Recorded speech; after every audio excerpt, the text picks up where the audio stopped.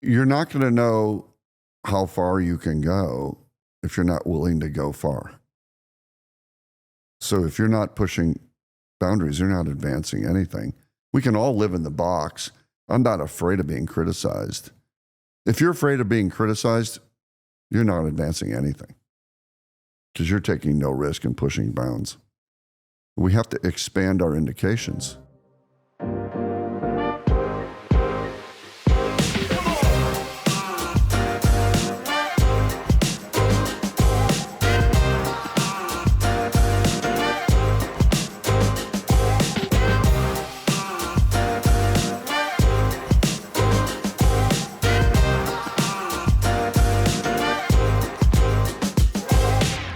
Welcome back to the Spine Pod. We are in LA and we got to sit down with Dr. Todd Lanman. I am so excited.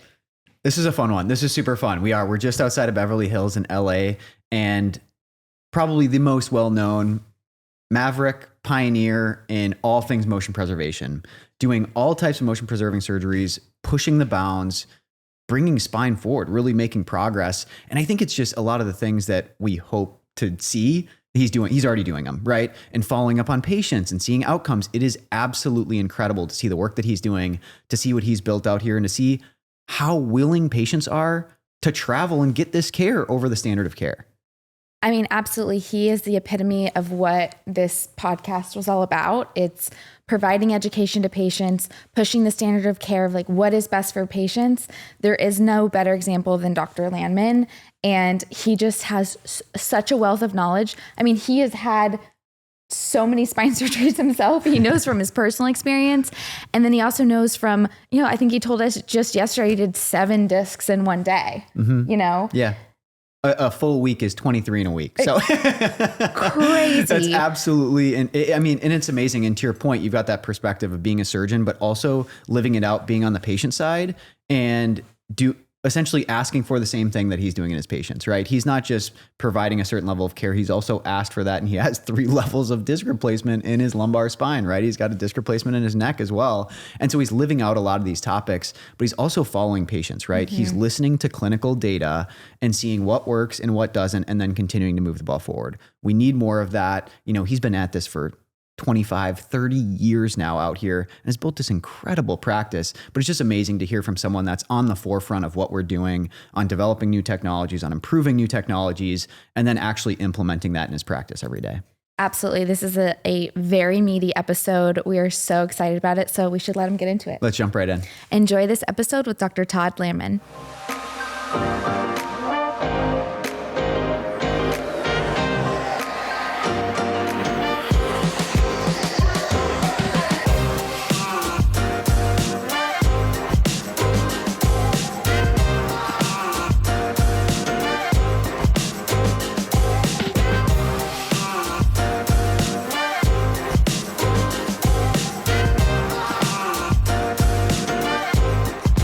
It's our pleasure to sit down with Dr. Todd Lanman. Dr. Lanman, thanks for joining us today.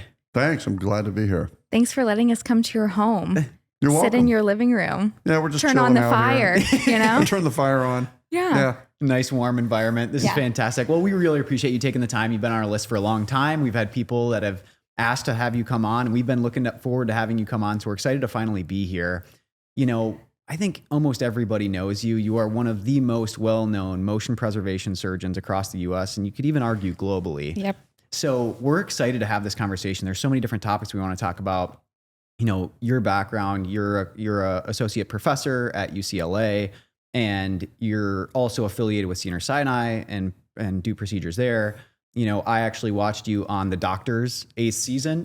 Oh yeah. Yeah. I've seen you on TV. We see you at every single podium, every conference that we're at. You do a little bit of everything, and you are Hollywood's go-to spine surgeon. You've taken care of Rocky Balboa, Sylvester Stallone, the man, and celebrities, right. A-listers. So this is going to be a really, really exciting conversation because you do so much of this work that's pushing the boundary and really making progress in motion preservation. Thanks. I'm trying to do that and trying to advance things. I sort of look back at hip replacement as sort of the premier change in the world. If as I understand it, if you remember, you're probably too young, but there was an old TV show called Gunsmoke, and there was a guy named Chester on there who had a limp, and he had a hip fusion in the 1950s for an arthritic hip, because arthritic hip wasn't treated with an artificial hip until John Charnley invents that in 1958. And then that proceeds to progress. But there were many failures with hip replacements in the beginning, many iterations, until finally now the most successful surgery done in the world is total hip replacement, 99% satisfaction rate. And so spine surgery just lacks behind that. And Charnley was highly criticized, and I give a lecture and I talk about all the other famous hip surgeons at the time saying that's a fad, that's not going to work, this will just come and go. My hip fusion patients do fine. Well, if your hip doctor told you needed a hip fusion today, I'd walk you would out. Run Yeah. out of the office. So people get told they have to have a cervical fusion or a lumbar low back fusion all the time. And the patients just say, oh, okay. Some patients are investigating through the internet and finding media like this to discover that there is alternatives and have been alternatives. I mean, this artificial disc replacement is not new technology. This is FDA approved in 2005 for lumbar, 2007 for cervical. 2 levels are now approved for both. And that's just the approval process, which we can talk about what's on label and off label. And I can wander into that. Just remind me to go back to that. We absolutely will. I think it's the best place to set the stage of the point that you just talked about. We laugh about it, of a hip fusion, same as a knee fusion, right? We laugh about it. And I think that's part of the patient population there's a gap in understanding there. Mm-hmm. That wasn't a one-off. That was the standard of care, was hip fusion and knee fusion. That's There's right. images, we see it, and you can't even comprehend the concept of that happening nowadays, right? But spine, you do not think twice. Right. And the standard of care is fusion. And we're still in that gap phase, right? Where that is normal. And we're going to look back. We're going to look back in 10 years, 20 years, whenever, and say, how could we do those things? But I also think patients are thinking twice. Mm-hmm. That is a difference where patients are going, I don't think I want this. Like, they know that there's something that does not feel right to them about getting fused. Correct. They go on. Well, now everybody goes on the internet, right? And they look up what's this hip fusion this doctor wants to do. And then they start reading what people are saying about hip fusion. And it's a bit biased because you have to remember the people that are on the internet complaining are the people that didn't do well. Mm-hmm. The people that are doing well aren't on the internet complaining. They're living their lives. So it's a bit of a skewed database there. However, the facts are there where the spine fusion patient really does not do as well as the artificial disc replacement spine patient. Certainly in cervical, it's a dramatic difference. And even in lumbar, in my experience, there's a dramatic difference. All the clinical trials that have been 5-10-year published now show at least parity, if not statistical superiority for the lumbar spine, and statistical superiority pretty much in every outcome measure in the cervical spine. And there are just nuances there. In fact, Brady, we talked before, when you subtract out the L5S1 level, right? Because let's just back up. The trials that we helped design and do in 2000, 2001 were 3 levels, L3-4, the middle lumbar, L4-5, and L5S1 at the bottom. So the trials were single level and 2 level of one of those 3 discs. L5S1 was always the troublesome level historically. And there are reasons for that, because the sacrum has different slopes in the patient. When you see patients or people, some of them have a more sway back or a bubble butt, if you will, and some of them, like me, have no butt and I'm just very vertical. The sacrum has different angles. We all have different pelvic angles. And if your sacrum points down, you have a slope of the top of the sacrum that's very low. And if your sacrum points out, you usually have a very steep slope. So if your body is standing on the slope of the sacrum, That's a shear force if you have a steep sacral slope, which puts tremendous load on a disc and joints of the spine. That can create failures. It can cause fractures, causing spondylolisthesis. People have cracks in the joints. This can cause failures of discs. This can cause degenerative failures with replacements, artificial discs. At the time when we were doing the Schutze trials, the disc was a three-piece design, and sometimes you would roll over the crown or the center flying saucer disc in the middle, and it would kick and lock and stay there, and the patients couldn't roll back on it. That didn't happen to everybody, but it happened to more people. So if you really look at the data carefully, and even with that issue happening, the data showed parity. It was pretty equivalent to fusion outcome.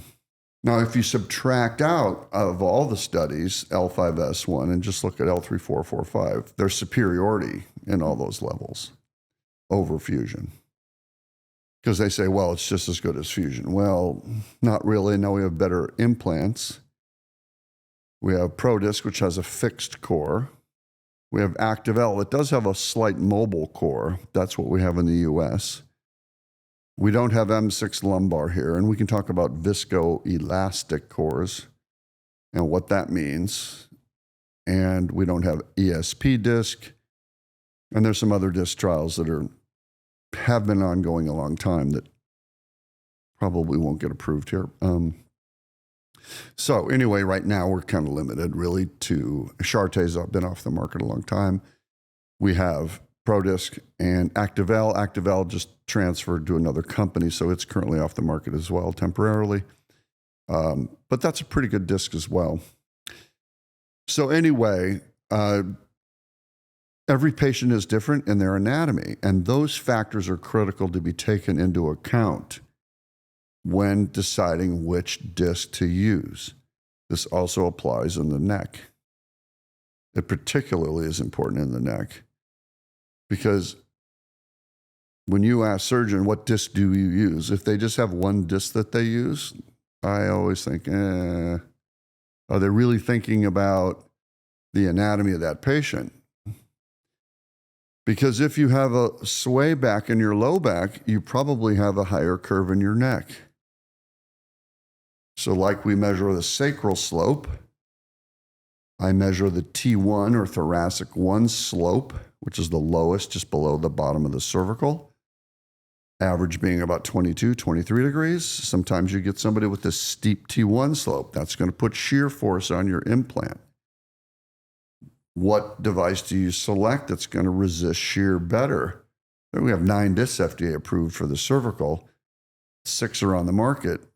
They all do different things, and they all have different follower load curves and physiologic load sharing curves. So that has to be taken into account. Sometimes I'll do different discs at different levels. If I'm doing a 4-level off-label case, I might use a different disc on the bottom, depending on their slope angles, and a different disc on the top, which may give them more elastic range, perhaps a compressible visco-elastic core. Depends. So that's, I think, important thinking I'm trying to get out there about not just having one disc, one size fits all, because that is just not the case. So getting back to the lumbar issues of L5S1 and looking at the lumbar FDA approvals, which I said in the beginning were related to the bottom 3 discs of our 5. You have 5 lumbar discs, you have 5 cervical discs.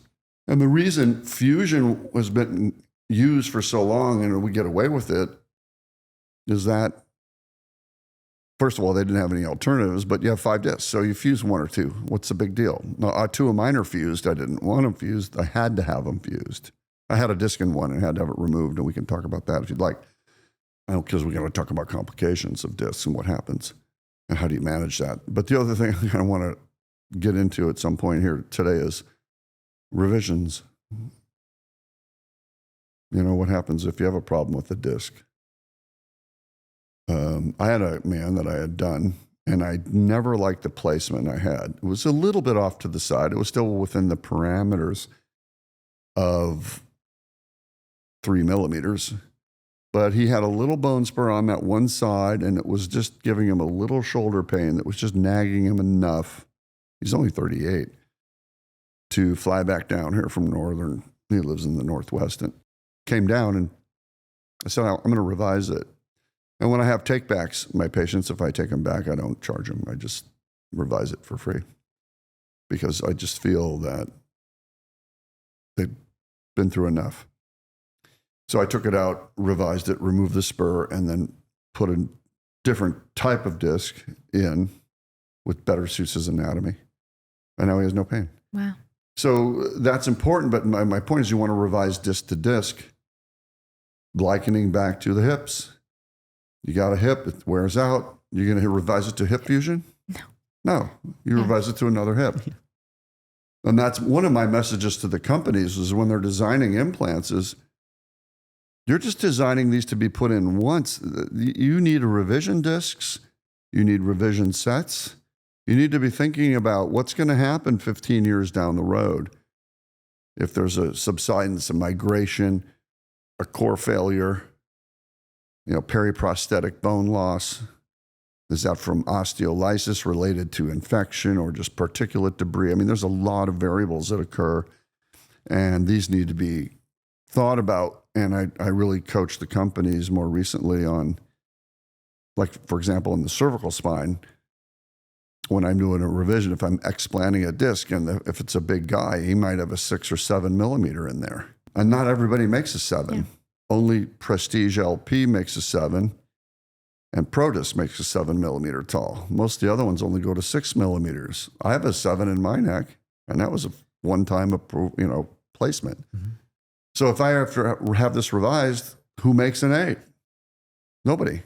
Because you're going to lose a little bone taking that implant out, and you need another one in. It'll be too loosey-goosey. Well, Prestige LP makes an 8.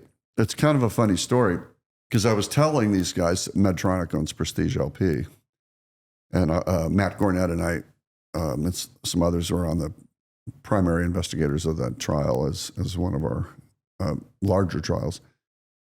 And I said, you guys, we need taller discs. I said, do you have an 8? They go, well, actually, we do have an 8 millimeter tall. And I go, where is it? And they said, well, we released it in Japan. And I'm like, what? Why? Why would you pick Japan to release the 8 mil? What's the... I mean, I don't know that they're necessarily larger than us. So that's what I was about to say. Yeah, right? So I said, change it, and we need 8s here. So now they have 8s here. Okay. And so sometimes if I'm pulling out a 7, my only option if I'm revising disc to disc is going to an 8 millimeter Prestige LP, because that's the only 8 millimeter tall discs. I'd like to see an 8 and 9, because I'm becoming the revision guy now, which isn't fun because going back and redoing stuff isn't as easy as doing it right the first time. But I've had to revise some of my own, as I mentioned, and that happens. Not to fault anyone. But I want companies to think about that, and then they have the cost issues as well. Like, well, how many 9 millimeters are we going to use? Like, to go through an FDA approval process of $40 million to change the size. So there's that. But we'll see. Things are going to evolve, and they continue to evolve. And getting back to what you said earlier, Brady, you were like, well, where will we be 10 years from now? And I've always said, in 10 years from now, when you call the insurance company for a cervical fusion approval, they'll be asking you, why aren't we doing an artificial disc? That's the hope. That's going to reverse. Yeah. Because the outcomes are better. It's a cheaper surgery for the insurance company. It's amazing to me that they don't approve these. How do we get to that stage? Because we were talking about it off camera here before we started. There's not a body of data that shows that 5-level fusions do really well and patients go on and live their lives. They get proved like that. Nobody bats an eye. Right. But if you go and try and do a 3-level lumbar disc replacement or cervical disc replacement, that's off label. Yeah. I'd like you to talk about that. Okay, I think so we'll talk about that. So getting back to why insurance approves all these fusions just willy-nilly, without any real rationale. FDA gets started in 1903, but they didn't really include devices until 1976. So hardware, spinal pedicle screws, all that were grandfathered into their current use in 1976 as just being, well, this is okay. And the only real FDA approval process that was done was for grade 3 or grade 4 spondylolisthesis. That's a pretty severe slip in the spine. That's how it was, and those are the only things ever studied for implant approval for pedicle screws. Now, recently in the last 7, 8 years, something, they've added a paragraph saying, well, if you want to use it for degenerative disc disease, multi-level with some neurologic stuff, that's okay too. But it's not been studied. You're correct. I mean, you have no outcome studies showing that.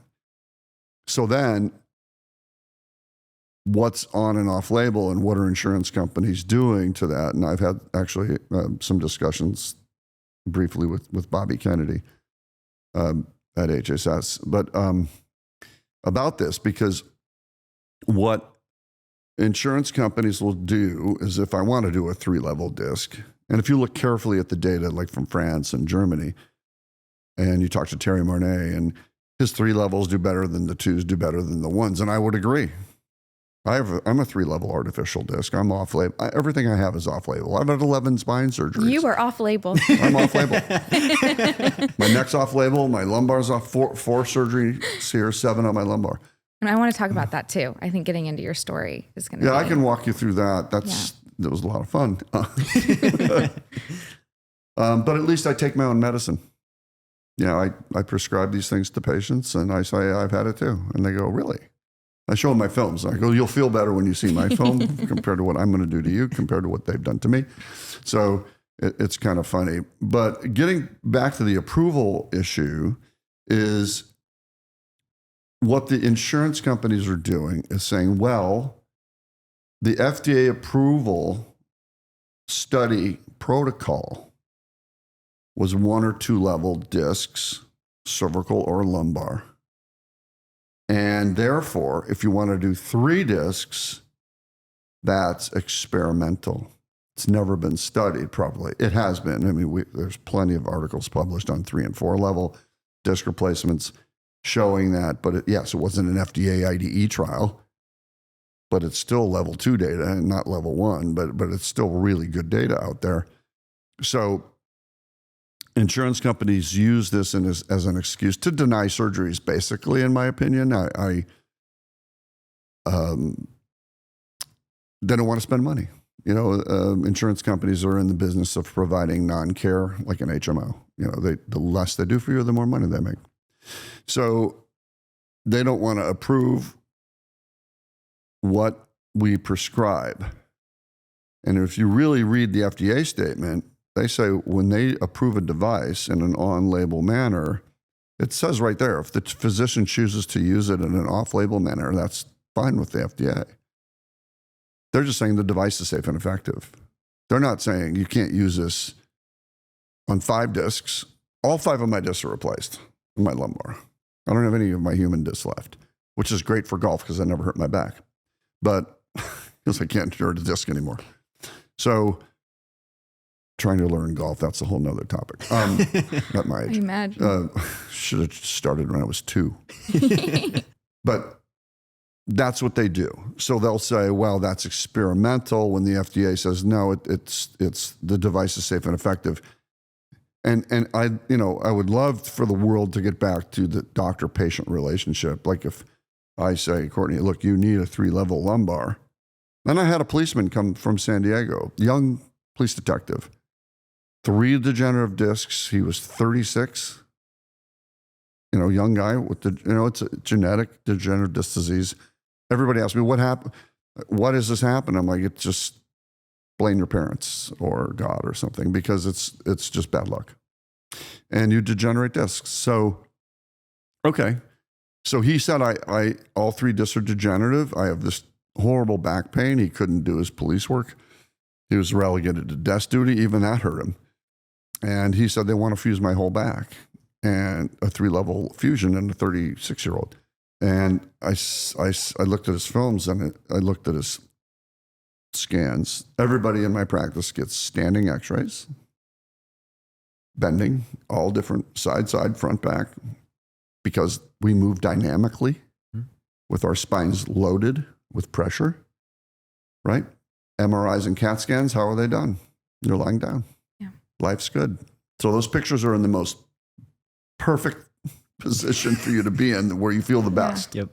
Right? So then the doctors look at your MRIs and go, well, it doesn't look that bad. Yeah, they're laying down. They feel good laying down.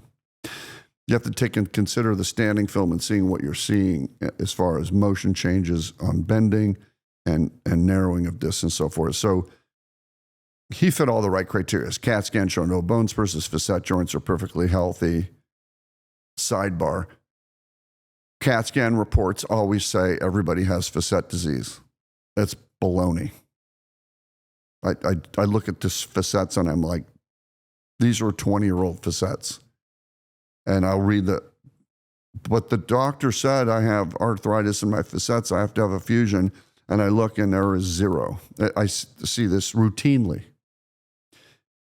And then the degree of facet disease, even if they have some, let's say they're 65 and they have some facet disease, if it's mild, doesn't bother me for an artificial disc. I believe primarily most pain, spine pain, cervical spine pain, is related to degenerative disc disease more than facet disease. I'm not saying patients don't get facet pain. They do. Sometimes you have to fuse that joint. We'll get alternatives to that as well eventually.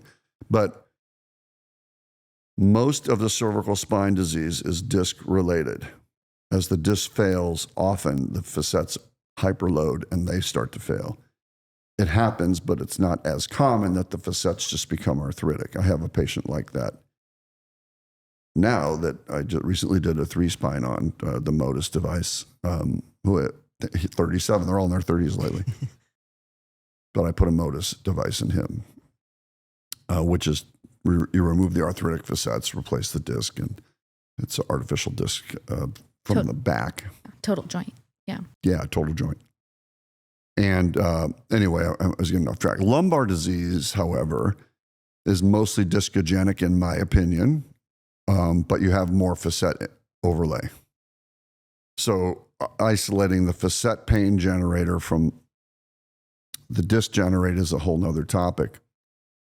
If they have pretty severe degenerative disc disease, I will use SPECT CT sometime as an adjunct. It's not perfect.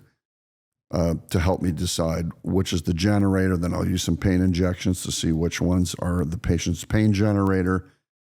I'll often go to disc replacement first if I don't think the facets are significant.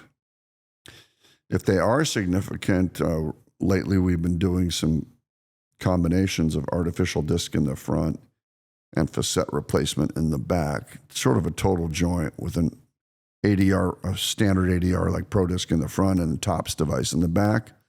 That's experimental. We're just looking at that now, done a smattering of cases. And then the Modus device, pending approval, the total joint replacement. That's another potential use.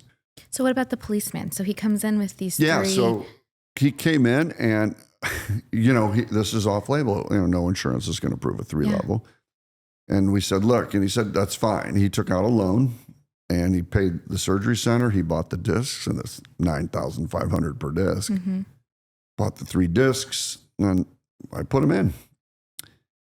We did it in the surgery center because Cedars-Sinai, UCLA is going to charge him $300,000, so the surgery center just charged him, I think, $20,000 plus his discs, my fee, anesthesia, and so forth.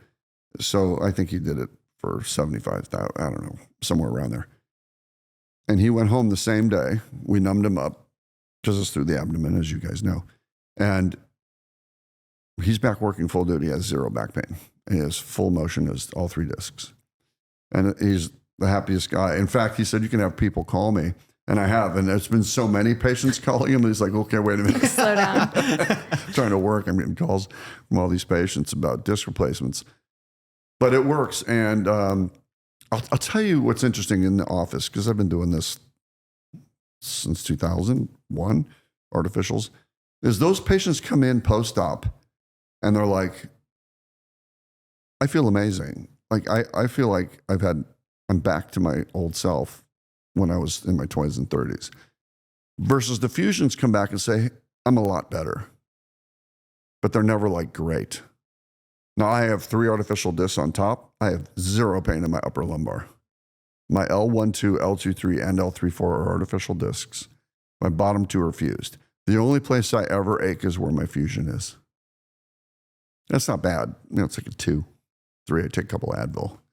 But I think it's my hardware, actually. I want to get my metal out. I mean, it's such a big point, and it's like when you're really focused on the patient, you get a fusion and you can take care of pain. But if you do something with motion preservation, we're talking about quality of life and getting back to actual function and movement. Like this police officer doesn't have to just sit at a desk anymore, which if he got a fusion, that probably would have started to be painful too, right? Because we fuse as if you're standing. Then you're going to go sit. Within 10 years, he would have been back for L2-3 disc, the one above that, right? And then they just keep extending your fusion. Next thing you're fused thoracic tend all the way to your pelvis, so you don't bend at your spine anymore. That's a huge disfavor to the public, I think, that to have a patient who's unable to bend at all. Sometimes we have to do that with scoliosis and other issues, but as a standard, though, that's what we're talking about. As a standard, no. I mean, I 100% agree. Like, we're living longer. Mm-hmm. Look, I'm 60. I don't want to sit around like my grandparents and drink vodka and play bridge because my back hurts all the time. I want to go do stuff, so I'm trying to golf and I'm trying to figure out other stuff to do, pickleball and all this stuff that you guys invented. And because tennis is too hard. So I'm trying to, people want to live and keep moving as they age, right? You want to travel in your 70s, 80s. You want to go do things and live your life in a functional environment, not, just better. You want to just feel as great as you can. The oldest patient I've done, cervical, is a surgeon I did recently. He's 88 years old. Still works, doesn't operate anymore. Great guy, fantastic surgeon. Actually, he's a world-known surgeon. I won't mention his name, but I'd known him for years, and he came in with horrible pinched nerve in the neck and just too bad degenerative discs. Removed the spurs, cleaned them up, put the artificial discs in. He said he took 1 pain pill and was back in the office seeing patients in 1 week. Wow. Right? 88. At 88. 88. He's sharp as a tack. He's got all his faculties. He's great. And so the oldest lumbar artificial disc is 84, another doctor. Mm-hmm. Yeah. And we generally, we age people out, right? Well, they're on that backside of their life, so we can fuse that patient, right? But it's the concept of health span versus your lifespan. And they're 2 very different things. You take out that minutia that you were talking about, tumor, trauma, deformity, right? You take those out for all these degenerative conditions, like these can be treated. I want to rewind a little bit to what you were talking about.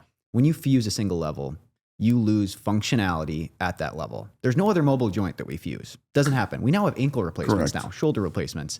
How much motion do you actually lose at a segment when you fuse it?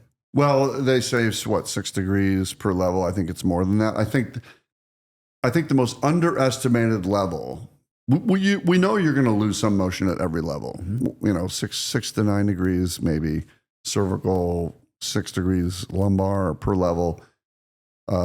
Remember, the cervical does have translation as you flex and extend, where the lumbar is pretty fixed. It just rolls.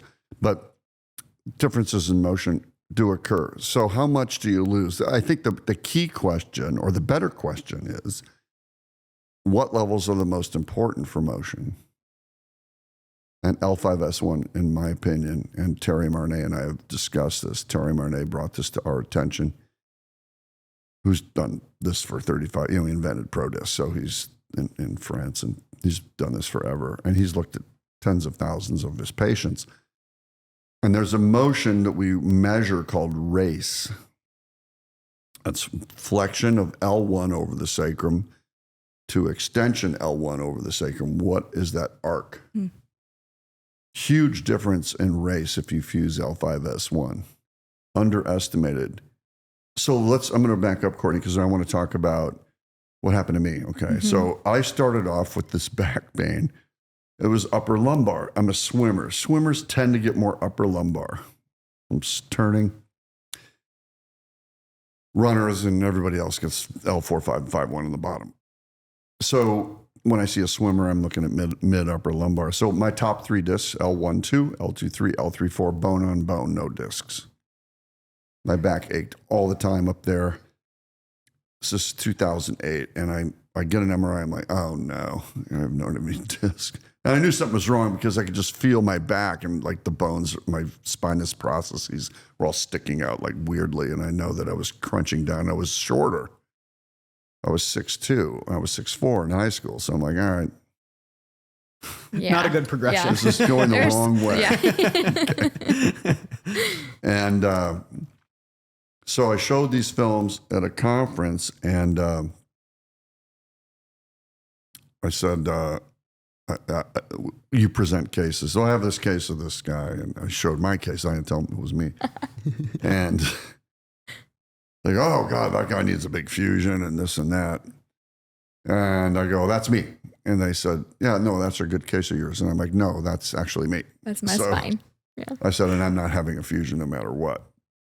So Rick Delamarter, who was a dear friend of mine and part of the ProDisc 1 and 2 level lumbar trial in the very beginning, and I had worked with Rick a lot, and I said, Rick, we need to get all 3 discs in me up here.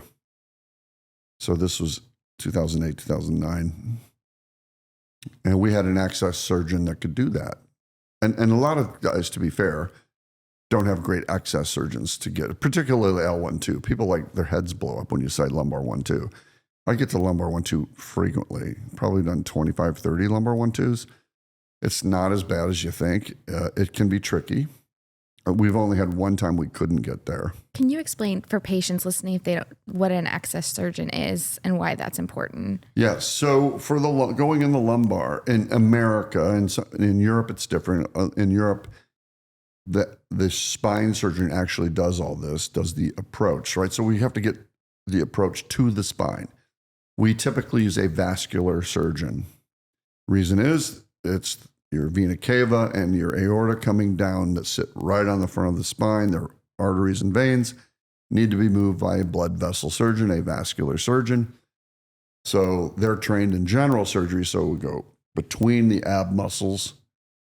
We go around the intestines. We don't go through them. We did go transperitoneal. In fact, I have to go through a guy transperitoneally on Tuesday coming up here, because we couldn't get around him retroperitoneally, and he still wants a disc. So we're going to go transperitoneally, which is what we did originally before we learned to go retroperitoneal behind the peritoneum. So the peritoneum is the sac or the cavity where the intestines are. We don't like to go in there because you can get some adhesions and scarring in the intestines later. But the ones that we all did, I never had issues with those patients back in the day. So we need a surgeon who can get us in there. Now, getting higher up is more difficult because you have the kidneys and the renal arteries. As the higher you go, we sort of have to elevate all that.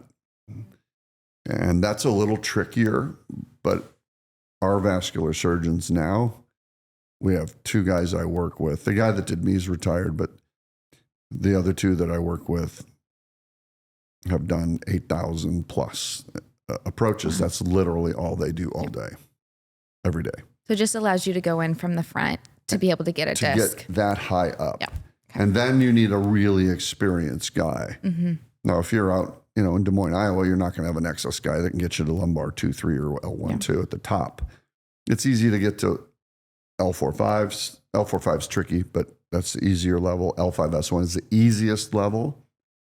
So like I was saying earlier, that's a lot of surgeons will have their approach surgeon, their vascular surgeon, get them to L5S1. That's the easiest one because that's below where the arteries and veins split off. So you're really just push them to the side and you're looking right at the L5S1 disc. However, that's the trickiest disc to do correctly because of the angles of the sacrum that we talked about. So it's tricky, but the vascular surgeon is the access surgeon. So I had spoken to my guy, and we had a guy that could get me to L1-2. So they replaced my 3 discs, L1-2, L2-3, L3-4. I had zero pain, and I stood up for the first time. My brother had come down to visit me, and he stood up, and I was taller than him. And he was like, "You're taller than me." He was really mad, like, really I angry. want some too. Right. And I have shorter patients who are like, "Hey, can you throw some discs in?" Like, yeah. Now, but this is interesting. So we'll walk through my progression. So I do those 3, and I'm great. It was about 10 years later, I start to get, so that was 2008, 2009. And then about 10 years later, I start getting some pain in my back again. I'm like, okay, what now? And my L4-5 is failing. And my L5S1 still looks perfect. So what happens here, and this was the mistake, and I've learned this now, is Rick Delamarter and I had talked. Rick Delamarter and I had spoken before, and he said, should we just do L4-5? Even though my L4-5 was basically normal. It had a little annular tear in the ring of the disc, but it was very minor. It looked normal. And we all decided, well, let's just do L1 to L3 and L3-4 and stop there and not do L4-5. Well, the problem is L4-5 is where the veins and arteries split. So you have your vena cava come down, the artery and veins split right at L4-5. Well, because they had done 1, 2, 2, 3, 3, 4, I was too scarred down to move the vein to get an artificial disc at L4-5. So now if I have a patient that has a bad disc at L3-4, I tell them we're doing L3-4-4-5 because I'll never get in there again. Or I usually can't, now we can get in there, but it's really tricky and much higher risk of tearing the vein and injuring it. So I will do, if I'm doing 3-4, I'll do 3-4-4-5. L5S1, if I'm doing that by itself, we will approach retroperitoneal. We go on the right side. Because L4-5, you have to go retroperitoneal on the left side. So if I'm doing only L5S1, midline incision between the abs, go on the right. Because I know if I ever have to come to L4-5, I have a clean, plain, no scar on the left. Because that's the approach side for L4-5. Because the artery vein sits slightly off to the right, so you want to come on the left, push them further over. And then, like I said, if I do an L3-4, I always do 4-5 now. So you learned this from your own experience that you couldn't get back in. So you end up fusing? So I had to have a fusion. So I went to my buddy Carl Arison in Texas for 2 reasons. I had already had an artificial disc in my neck that Delamarter put in, and Mike Croft, a good friend of mine. He was an intern with me. So Mike and Rick did my artificial disc in my neck. And then I kind of had it, and I'm one of the few cases, of course, where I kind of grew a spur off with an artificial disc in that started rubbing my nerve. That's exceedingly rare. I've only seen that like once or twice. So I said, so Carl Arison was here in LA, and he left LA and went to Austin, Texas. But he and I used to go in along the artificial disc. So if you have an artificial disc, and I see this a lot with inexperienced surgeons, because they act like they're doing a fusion surgery, because that's how they're trained, right? So they go in, clean out the disc, they take a little bit of the spur off the nerve, and they think that's enough. Or they go in, clean off the symptomatic side, let's say the pain's on the left, they clear that nerve a little bit, they put the artificial disc in, they're learning. They put the artificial disc in, they don't do anything on the right. People forget. If you're fusing, that's fine, nothing's moving, you're not going to rub the nerve. With an artificial disc, you gain mobility, then you'll start rubbing that spur on the other side. The patient comes back with pain on the opposite side they didn't have before. They're mad at you. And you're like, I didn't do anything. Right? But they didn't do a more thorough decompression. That's the key in artificial disc surgery, in the cervical spine in particular, is really going out and clearing the nerves on both sides, only even if they're symptomatic on one side. So what Carl and I were doing was, where patients had an artificial disc placed, if it was placed well, and that was not the issue, and they were rubbing a bone spur that they never removed, we would come in through the front. We would just come along the side of the artificial disc and cut off the uncinate joint. It's a little spooky because you're working around the vertebral artery. But we kind of mastered that together. We were doing that here. Now, Carl had moved to Austin, and I'm like, look, I need you to come in, and you're the only guy I know that can do this the right way and take that spur off without swapping my disc out. I don't have no disc recovery. And then can you also fuse me through the side at L4-5? You did both at the same time? Yeah. And then, so he did that and that. So he went direct lateral to my left side to fuse my L4-5. Yeah. And then he put in perk screws. And I tell the doctors at conferences about this. Of all the surgeries I'd had up to that point, that includes cervical foraminotomy, cervical fusion, cervical disc replacement, 3 artificial disc lumbar. So that's like 4 or 5 surgery. The perk screws hurt like hell. That, well, they say, perk screws don't hurt. Yeah, baloney. I've had it. That hurt more than all the other stuff he did to me. Side didn't hurt, neck didn't hurt, none of that. So that was painful. That healed great. Pain was gone in my arm. He took the spur off, Carl, great surgeon, Austin, Texas. And then the fusion healed up, great. So that left me with my L5S1 disc, which was normal. And then about 4 or 5 years ago, I'm standing in the kitchen waiting to take my wife out to dinner. She was getting ready. It's a pretty standard practice, you young people, that the man's standing there waiting for the woman, usually. It's okay. Take your time till you get ready. Just take your time. When you're ready, you're ready. Yeah, I always tell my friends, don't rush your wife. They're not going to have the same girl with you on the date. So, if you're rushing her, right? You don't want that. That's true. Yeah, you don't. Just let her just come when she wants. So I'm standing there literally reading a piece of mail. Okay, this is zero activity. I'm opening a letter and looking at mail. And I felt an explosion in my back. Pain fired down my leg. And I'm like, okay. I just blew out 5-1. Finally. So I crawl over to the couch, just pain shooting down my leg, Oh my God. So I call my friends. I go, I need an MRI tomorrow. That's a good thing about being a spine surgeon. Yeah. At least I can call the imaging center. They're going to do my MRI first thing. And your wife can continue to get ready. Yeah, and she's still getting ready. And I'm like, honey, cancel. I can't. You can go. So I had an MRI the next day. I had a big herniated disc. And it had degenerated, had a big tear. So I said, let's just do an artificial disc. Then I'll have 4, and my 5 discs will be artificial. So my partner at the time, Jason, who's in Florida now, and you guys know Jason, and Mike Croft again, who's here, still works, great surgeon. So they put an artificial disc in me at L5S1.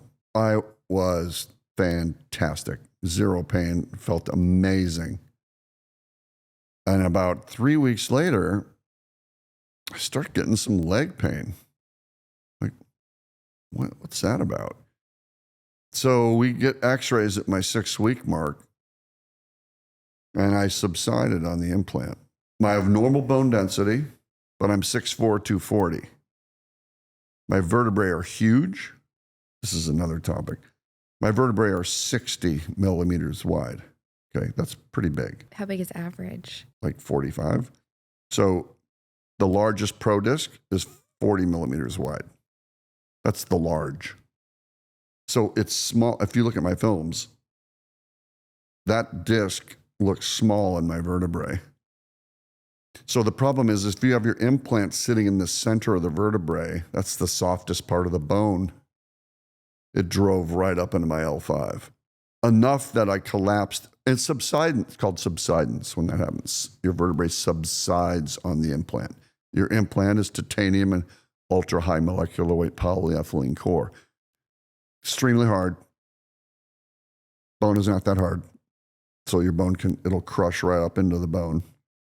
So that happened to me. Enough that my foramen collapsed and pinched my nerve. So then they had to explant it. So if you look at my films now, normally when you do a fusion with a FRA, a femoral ring allograft, which is a pretty big ring from someone's femur, some dead guy's femur, they put two. I have two FRAs next to each other at L5S1. That's how big my vertebrae is. So I have two FRAs. Then they had to run my screws down from my back that Carl had put in from L45 to L45S1. So through the front, turn me over, through the back, run the screws down. And then that's healing. And I'm like, man, I still ache. 3 months later, I still ache. And I'm in the shower and I hear this like metal creaking in my back, like, like just like metal, like etching noise. And I'm like, that's not good. I get new films. I pop the locking caps right off the rods at the sacrum. Because remember the tulip of the saddle? And I'm so big that the rod just pushed the locking cap right out. Back to surgery. They had to run iliac bolts in my hips. So I have iliac bolts and then re-rodded and re-locked. So I have 8 screws, 4 on each side, dual rods, as you know. And I'm fine, except I ache because the metal hurts. I think the metal bugs me. I want to get my metal out, but I'm not looking forward to my 12th surgery. So that's sort of my story, but there are lessons learned from that. And when I get a patient with a really big vertebrae, do I add a little bone cement in that vertebrae to harden it? Sometimes I do that. Kind of like Rudy Brignoli does in Germany. You'll see bone cement. I did a 4-level on a very good friend of mine, artificial discs. His bone density was normal, but he's a big guy. His body mass index is higher than we would like. I added bone cement at every level. I'm not going to have a complication of subsidence on this guy. So I'll do that if there's a mismatch in body weight or vertebral body size or bone density. I'll add a little bone cement to harden it to help prevent subsidence, which is one of the complications of lumbar discs. I rarely see it cervically. I actually don't see it cervically in my practice because I always put in a 19 millimeter wide disc. I don't use mediums. You have to plane the uncinate joints wide enough to if you get a big footprint in there, you will not subside in my experience. I've done thousands. I always use an XL, extra large, Pro Disc, for example. And the one thing I like about Pro Disc is they have so many sizes. And that's the other thing I told the companies. You got to make lots of different sizes to cover the footprints of the vertebrae to prevent complication. Because the surgeons will blame the implant. They don't blame themselves usually. But, and implant size is critical. Mm-hmm. Implant physiology and biomechanics are critical. Like, how does that implant move relative to the patient's anatomy? And that's when you got to pick different implants for different patients because each implant does something different. Your story is incredible. As I think about it, I'm sitting here just trying to process what you just said. And when you pop the caps off of your surgery, when you had a fusion in your lumbar spine, to me, that is saying you've got forces that are operating through your spine. You're hearing creaking noises because your spine is trying to move. And there is so much force going through there with your spine trying to move, it pops the caps right off. Like it shows that physiologically your spine is trying to move, right? Exactly. Am I hearing that correctly? Yeah, exactly.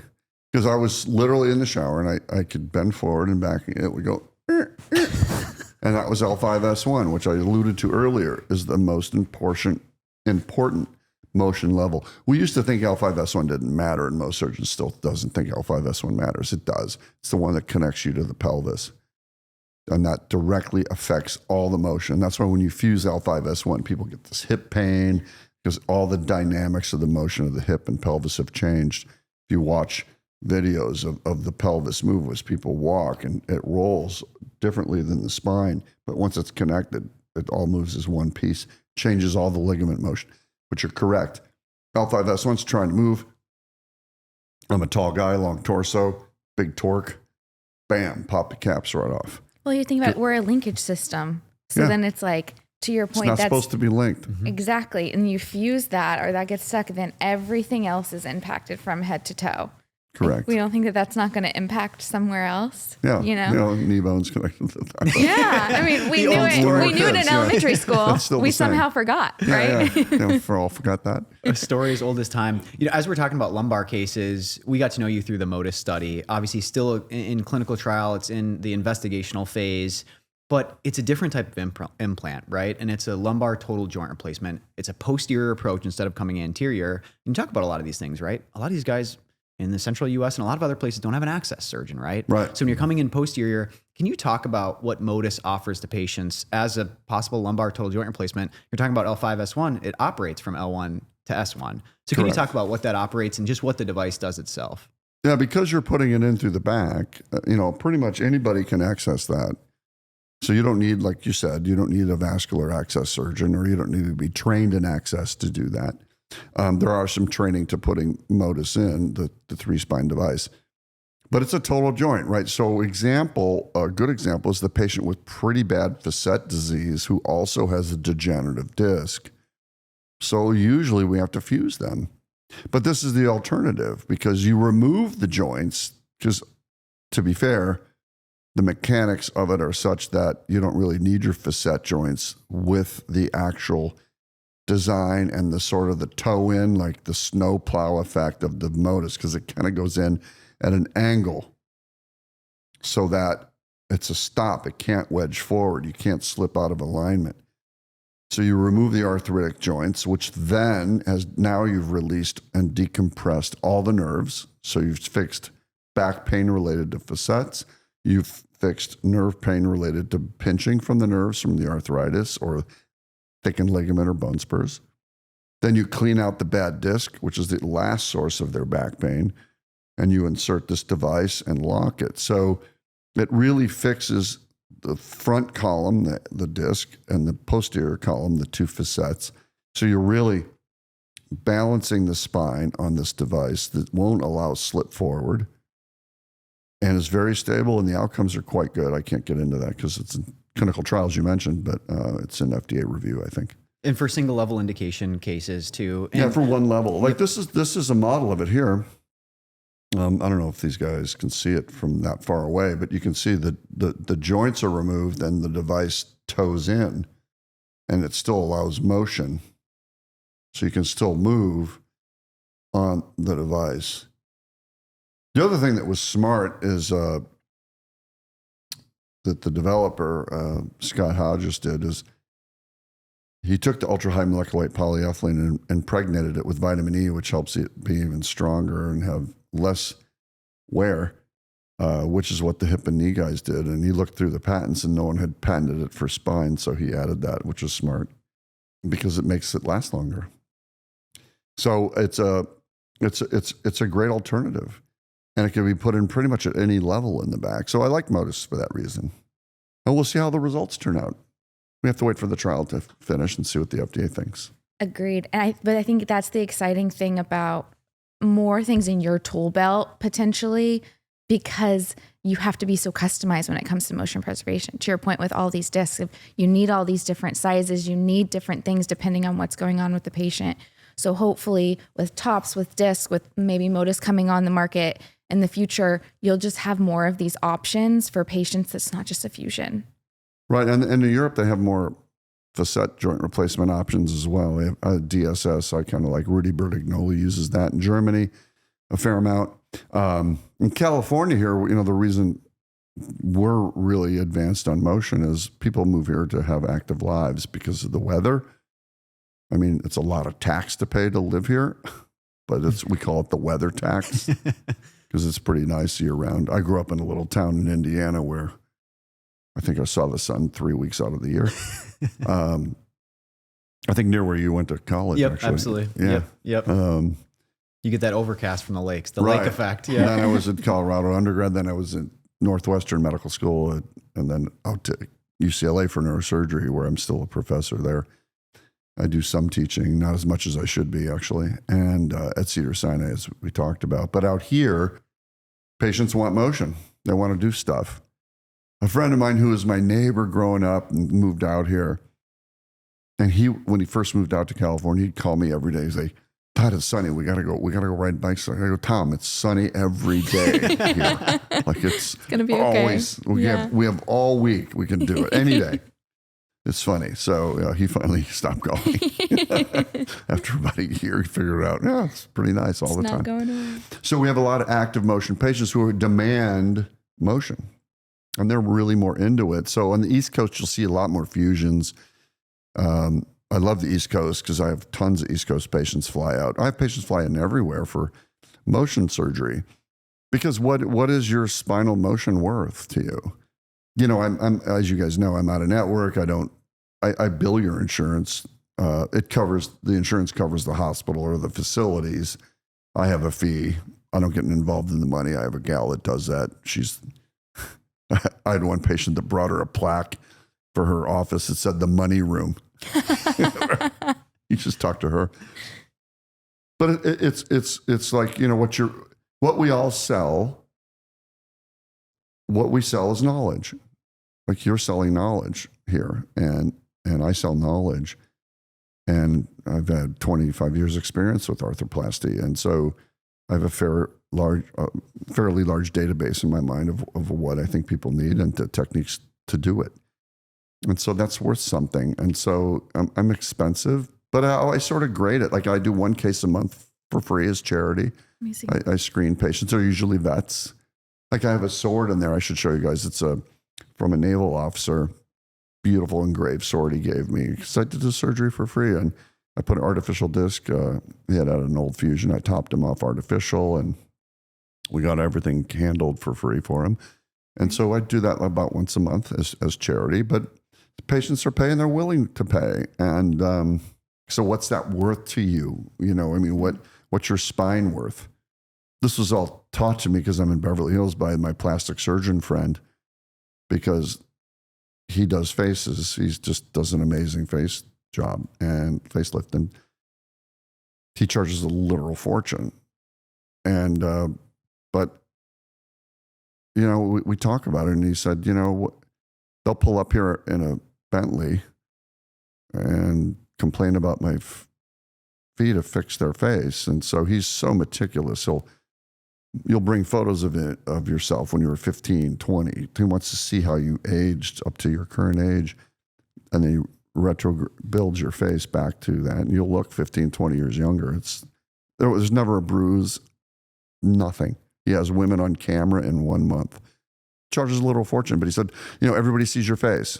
It's not your boobs, you know. Not everybody sees those. Everybody sees your face. So what's that worth? And then we had that discussion, like, what's your spine worth? Because he has spine issues too. And so we don't charge each other. So I'm waiting for him to like, Brian, fix my face. So, but anyway, that's a whole nother discussion is people want to have pain and less pain and be able to move. And until we really get insurance on, which we've sued, I was part of that Blue Cross. We sued them a long time ago to get that approved. So now that's approved. We have, you know, it's ridiculous. We have to keep suing insurance companies for devices that have been FDA approved for 10, 20 years. This is not new technology. It's so frustrating, you know, going back to something that you were saying earlier, like the FDA says this is, you know, safe to use. A surgeon then can decide how they, as the surgeon, as the expert, what they're going to do. But then the insurance company often likes to put themselves in the OR and decide what a surgeon gets to do. And it's just so backwards. You didn't spend all these years learning. You didn't spend the thousands and thousands of hours doing surgery to know how things should work. And so it's so frustrating to see, you know, patients, there's these options that are better for them. And it's so difficult for them to get them. So it's important that people like you are out here and are like, well, I'm just not going to work in that. I'm going to still provide something to patients while this system is broken. And we have to keep working on the system because it doesn't, you know, this isn't working. But it's a frustrating part of medicine right now. Is Very. That they shouldn't be in the OR. As I mentioned earlier, you know, I've been talking to Bobby Kennedy a little bit, and so we're going to see about that. The other thing insurance companies do is they'll authorize the surgery, and then we'll do the surgery. and then they refuse to pay. They do that all the time. It's like, can you imagine? I mean, here's my authorization for the surgery you authorized, and then you refuse to pay. It's insane. And back pain, like that is such a debilitating thing for people. We're talking about, either laying on your bed and not doing anything or having life. Like to a lot of people, that is life and death feeling, right? Like this is a very, very critical thing for people. And so that people are willing to be like, I'm going to take a mortgage out, or, I'm going to take a loan out. I'm going to do whatever it takes to be able to not have to get a fusion and try to get my life back. Correct. And that's why it's so important that the audience out there understands that you need to find, depending on how complex your spine issue is you have to find somebody who's competent arthroplasty, artificial disc surgeon who's got a lot of cases under their belt, and who has the skill sets and so forth. And so that's important. And just touching back on the insurance companies, it's, how they have third-party reviewers. Some are third-party, and a lot of the third parties they own. Very third party. Very third party. Not third party. We own that third party that reviewed you and denied your surgery. So I literally was talking to a spine surgeon on, this guy had to have a 2-level lumbar. 2-level lumbar, standard, FDA approved, no problem. Insurance, no. Waiting for the peer review. The guy just pays for the surgery. He has the means. So we do it. He's doing great. He's at LA Country Club. He plays golf. So he's already golfing. And but literally, finally, the peer-to-peer calls me. The guy's already had the surgery. I'm still trying to get the approval. It's a spine surgeon, which is good. Sometimes I get like the retired pediatrician who knows nothing about spine, and he just, I don't know what you're talking about. It says you got to have a fusion. I'm like, oh, stop. So he said, I totally agree with you. I'm going to authorize this. He says, now it goes back to the medical director, and he can still override it and say no. I'm like, well, what's the point of you? Like, why am I talking to you? Yeah, that's how crazy. They set it up so that they just deny surgeries. They always win, right? Like we have no direct evidence that there are kickbacks to the third parties for denying things. I've looked into that a little bit, but I believe if a procedure is FDA approved and the device is approved as safe and effective and the clinician believes it's in your best interest to do that, I don't think insurance should be able to deny that. That's my feeling. So we're trying to create, I've created this website, ADR Spine. It's really a directory. I'm trying to provide patients with a source of finding surgeons that are competent in artificial discs in their areas. So we're slowly adding surgeons around the U.S. For example, Carl Arison's in it in Austin, Texas, and he's listed. Jason is in Florida, Cuellar, and others, and John Pelosa, who's in Cincinnati with Matt Gornett. And John went to medical school with me. Great surgeon, serious guy, just hilarious, but he knows what he's doing. He was briefly, I believe, with Texas back for a short time way back in the day. But he's in St. Louis with Matt Gornett. So John's a great resource for arthroplasty. But we've added some surgeons. We're looking at adding some more around here. But that's ADR Spine is a great source. And there are criteria to be involved in that. It's not, we just don't take willy-nilly anybody. You submit 10 cases for review. That has to be the pre-op indications. We have to see the op report. We have to see the films before and after for 10 cases. Then you need to be have done at least 50 artificial disc cases. We need to know, is that cervical lumbar, right? And then we want to know the outcomes.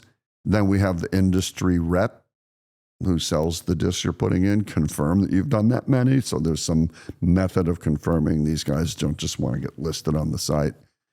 And then they submit their CVs. We make sure they're either board certified in ortho or neuro.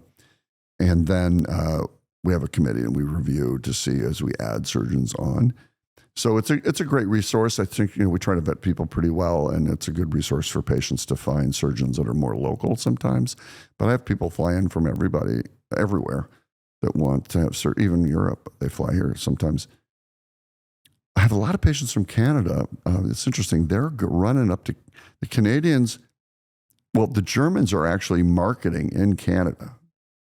They have employees, actually, consultants running around Canada, because the Canadian healthcare system, I don't care what everybody says, it's awful. You have to go through their system. There's no private route. Like England, at least you can go to the private guy if you want. So most of the spine surgeons there will do 2 days a week with the health service, 3 days a week private. So the patients have the option of paying and seeing you in 2 weeks or wait 3 years in the health service. But in Canada, they have to go to the health service, period. There's no option. So they're getting terrible care. They're not well-versed in arthroplasty, as far as I'm concerned. And they're going to Germany with these packages, and they're all looking for these visco-elastic core discs, which I think is important we mention, is they're the soft core discs. Now, intuitively, that sounds great, right? Well, the Pro disc that I have in my back, it's a hard core, doesn't give. Visco-elastic means they're spongy. So most of the cores of the discs are ultra-high molecular weight cross-linked polyethylene, super hard plastic, used in hips and knees, same thing. That plastic really is tough and really hard to wear. The viscoelastic core is polycarbonate urethane. It's a little more give. You take M6 artificial discs, for example, PCU core, polycarbonate urethane core. It does give on vertical compression. It has a ultra-high molecular weight polyethylene weave to mimic the annulus. In fact, that disc was retrofit designed to mimic the motion of a normal disc. It has the best curve following the normal physiologic motion of any disc. It actually matches the human disc almost perfectly, how M6 moves. Issues are viscoelastic cores do what? Like any implant that you put in, knee, hip, shoulder, ankle, elbow, disc, lumbar, cervical, any implant that moves will wear. How fast will it wear? The hard cores wear is very minimal and last forever. That's why they use them in hips and knees, is because even the force load there is tremendous. And those still may fail in 25 years, and then you got to revise your hip. So how long do you want your lumbar artificial disc to last? Well, we don't have data on that, do we? We have no data on that in the US, and we have limited data in Europe. But we don't have 20-year follow-up on an ESP or an M6 lumbar where the force loads are pretty high. And I've removed so many ESPs and M6s, and even Matthew Scott Young out of Sydney, Australia, who you guys should interview as well. I'll go with you just to go to Sydney. Matthew's a fantastic surgeon, brilliant arthroplasty surgeon. I believe he had an ESP in his back, which he had to have explanted. I've explanted a lot with some core failures. A lot. So I caution people, it sounds intuitively better to have that compressible core. It sounds like that's how my disc should be. Yeah, right? It's a spongy. Yeah, that's but if you look think. at the two data comparisons of outcomes, zero difference. Makes no difference to the patient. Pain scores, neurologic outcomes, overall successes, biomechanical motions, no difference. Zero. So you're just taking a little more risk getting a viscoelastic. The jury is not in, but so far, like Matthew, I think the last time I spoke with him, I don't want to misquote him, but he was like, I just don't do them anymore. Mm-hmm. We don't have them lumbar, but we have M6 cervical as our only. We had Brian, cervical, off the market now, replaced by Prestige ST, which is stainless with the screws, which, by the way, is a nice little historical discussion if you want to walk through the discs. So Brian, soft core, liquid core. Brian would kind of kyphose a little bit, a lot of steps to put it in, kind of complex, fell out of favor. Prestige LP, ST disc, stainless ST, had the screws. So you put it in, you screwed it in like a cervical plate. So we use those in the military. They did a nice study from Walter Reed. I think it was Walter Reed. Active duty guys, they would put these artificial, they would have them back out on field in 2 weeks, full activity, 40-pound packs, Wow. halo jumps. They show slides of these guys doing stuff, walking up the treadmill at 40 degrees with double packs with like a week out. That was nice about that disc because you don't have to worry about osseointegration. It was bolted in immediately. So you could immediately return these guys. So there was some advantage to that, actually. But stainless steel was sort of not favored by the FDA too much, so because there's chrome and all that. And so they changed it to Prestige LP, which means low profile, which is a titanium ceramic carbide composite with a little aluminum vanadium. So they use that disc in store. Now that's a ball trough design. So that was designed to mimic, that was one of their main engineers, Newt Metcalf at Medtronic, kind of used the ball trough design to mimic the normal translation in the cervical spine. So Prestige LP has some nice motion effects. Macronet and I led that trial. We were the principal investigators with the FDA for that. That's a great disc, and then we can go through all the other discs too if you'd like. M6 Visco-elastic, great motion, has a little bit higher bone loss rate than other discs because we think of the wear of the softer core and the weave likely shears. Ultra-high molecular polyethylene fibers is the weave. That's great for tensile strength, but not shear. So a lot of the ones, Matthew Scott Young published a paper that sort of blew up M6 a little bit, and he showed a lot of cases where there were some core failures and issues, and they were next to fusion, but none of the studies were ever done next to fusion, and so there's too much shear force, in my opinion. So that creates some shear weave failure, particulate debris, slightly higher infection rate with QD bacterium acnes. So infections is a whole nother thing of these implants. We see this much more in cervical than lumbar. It used to be called Propionibacter acnes. Now it's called QD bacterium acnes. I don't know why they renamed the bacteria, but they did. That turns out is relatively prevalent in the shoulder replacement world and the cervical disc replacement. It appears to be more in the upper triangle. Comes from the sebaceous glands in our skin. Very indolent. It just smolders along. You don't get fevers. You're not sick like you would think you have an infection. No fevers. Blood tests are all normal. Patients just are aching. You get an MRI doesn't show anything. You have to have a CAT scan because that's when you see little holes in the bone. And you're like, is that infected or is that just normal bone loss from what we call shear or stress loading? Any implant you put in, you'll see some bone loss because of the pressure on the bone causes some hole formation. That's normal. You see it in the hips, knees, you see it in the spine. That may not be pathologic or a problem, but if it can be also from infection, which is a problem. So these patients have neck pain, then you got to revise their discs. So you take them out, I culture. So here's something interesting, you guys. This is not published yet. It will be soon. I've been taking every patient that I do a cervical disc on. When I do their surgery, when I remove their disc material, I use sterile pituitary. I remove their disc material, I culture it. And when I do their next disc, get a different instrument, I culture that. So these discs have never been touched, right? Virgin discs, degenerative, herniated, whatever. I culture them.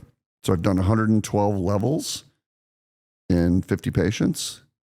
The infection rate with C. acnes in the neck, 80%. Really? So does this bacteria just live in our discs? Or is it seeding the discs? So that creates actually a lot more questions than it answers. So does that mean, I'll be publishing that soon. So does that mean, is the disc there first and then the bacteria comes and infects it? Or is it just living there and the disc degenerates anyway and then you put the implant in and that? Because But then you got to look back. Well, if I've done thousands of cervical implants, then 99% of the people do well. Well, a lot of these people have had C-acnes sitting there. Interesting. So it's not doing anything. So should we treat it or not treat it, right? Then there's way more questions created than answered. If you look back, there's a lumbar paper where a guy treated people with the medicine used is called doxycycline. It's for acne, hence the name of the bacteria, C-acnes. And I think that paper, I forgot, it's out of Europe, Netherlands or something, lumbar. And he had cultured the C-acnes out of some degenerative lumbar discs, and he treated patients with antibiotic, and their back pain improved. Wow. So I read that paper a long time ago. Everybody went, oh, that guy must be nuts. And now I'm like, I don't know, maybe he's not crazy. So that's a whole nother topic, which we could just spend hours on, like infections and how do you treat them. Just briefly, what I typically do is when I culture, and I tell the patient, when I get your culture results, if they're positive, I'm going to have you take this antibiotic for 6 weeks. I don't know if it does anything. It doesn't hurt. Yeah. Why not? It's easy to take. 1 pill twice a day for 6 weeks. No idea if it helps. I had one lady infected, and then I'm like, okay, now what do I do? She was a 3-level. I told her, I said, look, I can pull them out and fuse your neck. She's like, I don't want a fusion. I flew in from Louisiana to get discs. I actually reversed. She had a fusion, and I reversed all 3 levels to artificial discs. And one was a non-union, and that one was infected. The other was. So she had a C-acnes infection later. So that was her second surgery. So then now I got to take her back. And I explanted her discs, and I said, I'm going to just take them out and leave them out, your discs, treat you with antibiotics for 6 weeks, and then I'm going to reimplant discs after I sterilize everything with the antibiotics. And then everybody's head explodes because they're like, well, there's nothing in there. Yeah, that's what my question is. Right? Yeah. Yeah, but you got to look through history. History's so important. Back in the day, when you weren't born yet, and I was doing discectomies, okay, we would just go in and take your disc out of your neck. We didn't put anything in there.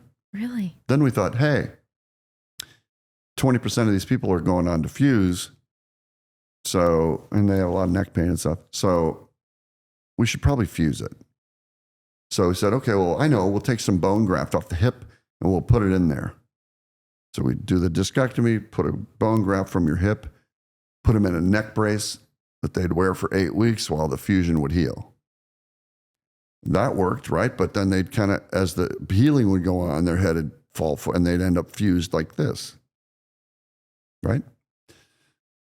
So then Reg Haid goes, hey, I know, out of Atlanta, another great guy.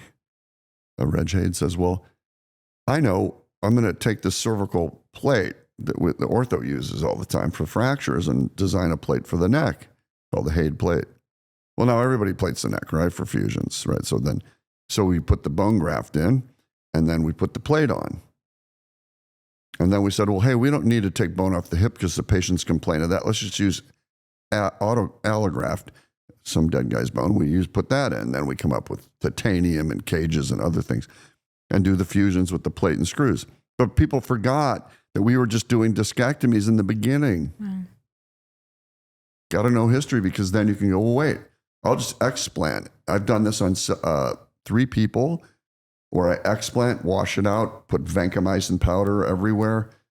They go on IVs and we treat them really aggressively. I sterilize it, I reimplant. They do fine. Wow. So I got an x-ray on all the patients the day before. I had to reimplant. Then the spaces are all still there. They're a little kyphotic, bent forward because the spaces collapse a little, but they're not all the way down. And I just reimplanted. All the bone cuts are there. It was actually really easy.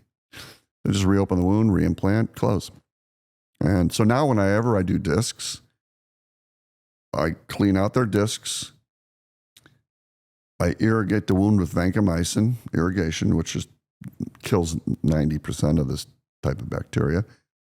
I soak all the implants in vancomycin, strong solution of vancomycin, hopefully to create like a antibiotic coating on it. And I implant the discs. Once they're in, I put vancomycin powder all around each implant to hopefully sterilize that area. So I've been doing that as a method of preventing that. So that's enough of my infection stuff. But in lumbar, I don't do that as much. I do use vancomycin powder lumbar because you do see it in lumbar, but it's much rarer. How do you go about, you're talking about so many different aspects and just the things that you've learned throughout your career, right? And data, research, et cetera. You are known as likely one of the biggest pioneers and mavericks in this space of motion preservation. You are pushing the bounds with data, support, outcomes that you are seeing. How do you go about doing that? And essentially you're staying on the bleeding edge without jumping over, because you can become a gunslinger, right? If you don't do any of this stuff and you're doing multi-level procedures, you don't know how an implant's going to react. You don't know where to put it. You don't know how to safely do it.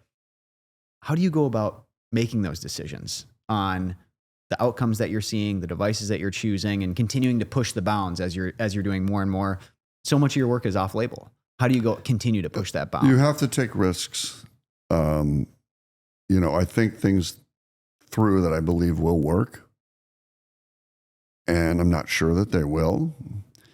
But medicine does not advance, just like John Charnley, unless you're going to take that risk. You're going to get criticized. I'm criticized. I'm considered a cowboy gunslinger. I hear it from patients. Oh, that doctor said you're a cowboy.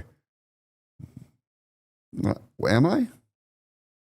Or, you're not going to know how far you can go if you're not willing to go far.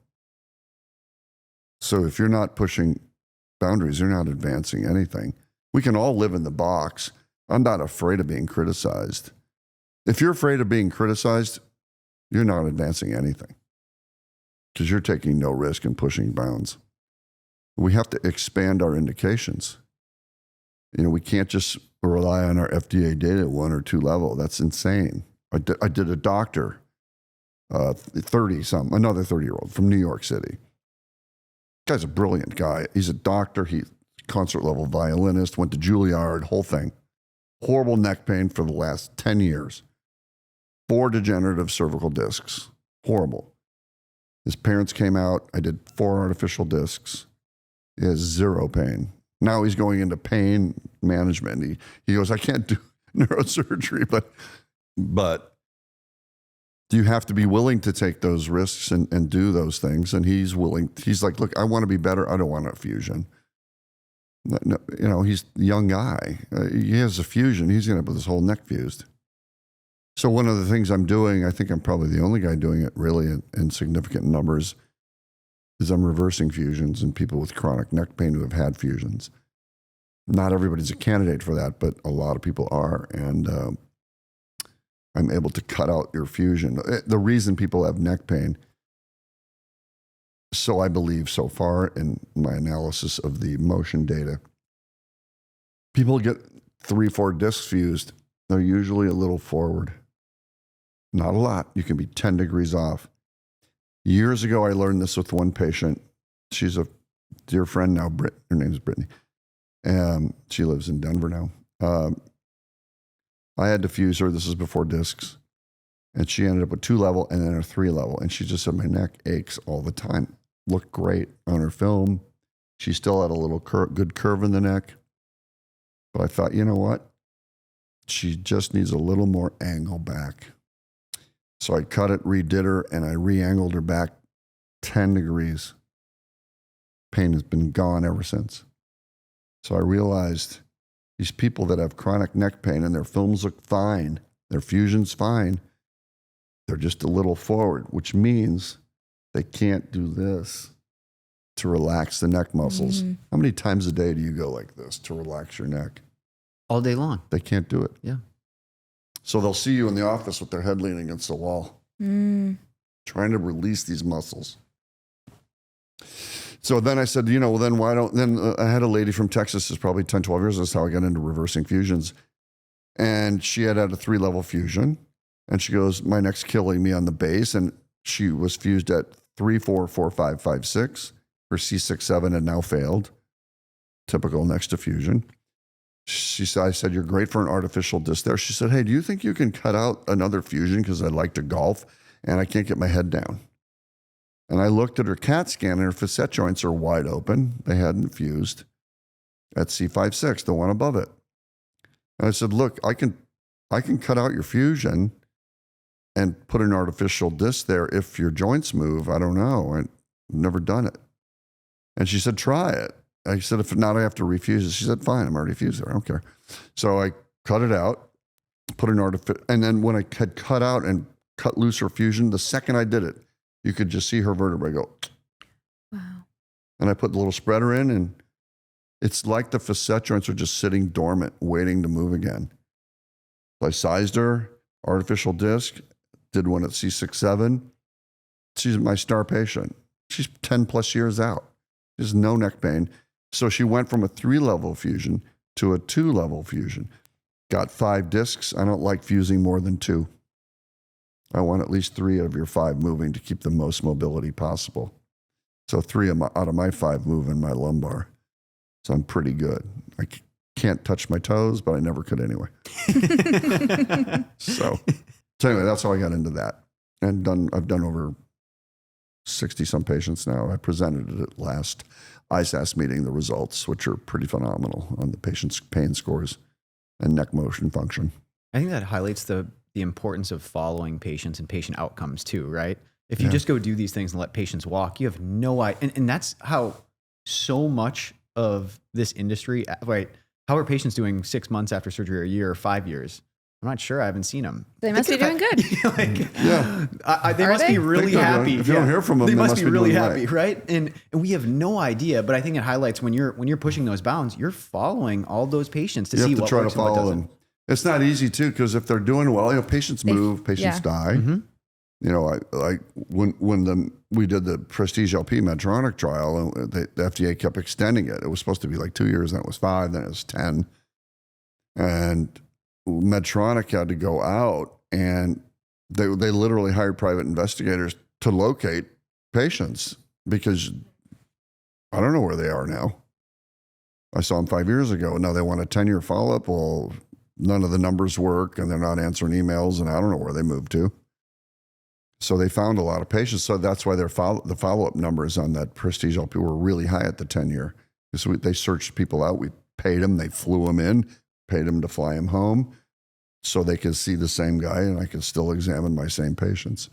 So it's hard to get long-term data follow-up sometimes to have enough of the follow-up patients come back to give you valid data. Mm-hmm. That's a whole statistical thing. But it's important that happens.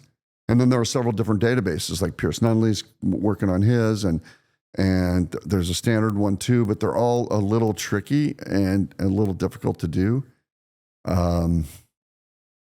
There's no easy way to do it. Australia has a good database, but there's still some flaws in theirs too.